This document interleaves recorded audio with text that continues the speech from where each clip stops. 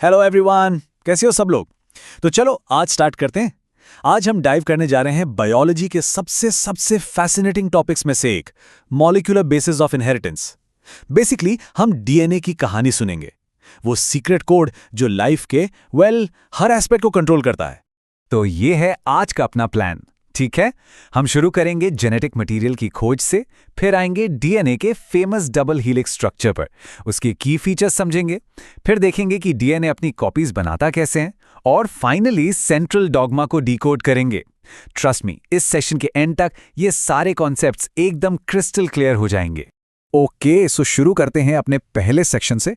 इसको ना एक डिटेक्टिव स्टोरी की तरह इमेजिन करो, एक ऐसी मिस्ट्री जिसको सॉल्व करने में साइंटिस्ट को सालों लग गए। सवाल क्या था?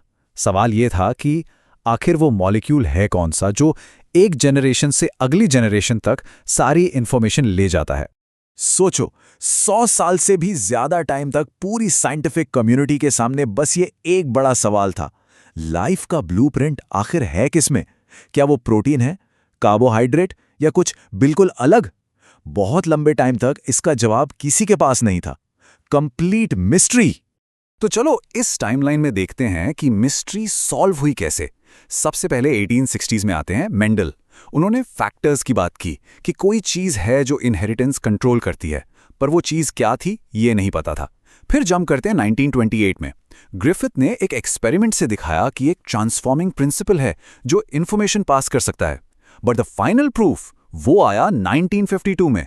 हर्शी और चेस ने अपने जबरदस्त एक्सपेरिमेंट से साफ साफ साबित कर दिया कि डीएनए ही जेनेटिक मटेरियल है, प्रोटीन नहीं। That was the game changer. तो अब जब हमें अपनी स्टोरी का हीरो मिल ही गया है, तो चलो उसे आमने सामने मिलते हैं। रेडी?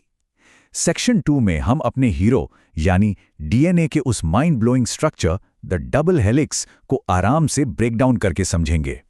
जरा स्क्रीन पर ये नंबर देखो, 3.3 बिलियन बेस पेयर्स।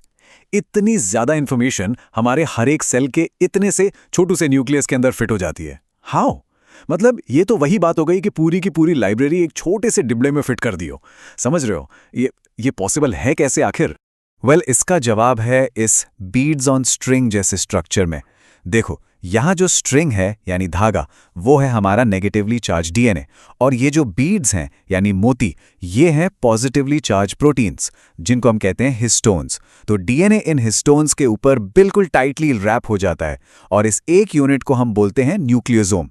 इसी सुपर एफिशिएंट पैकेजिंग की वजह से इतना लंबा डीएनए उस छोटे से न्यूक्लियस में आराम से फिट हो पाता है। Amazing, right? ओके,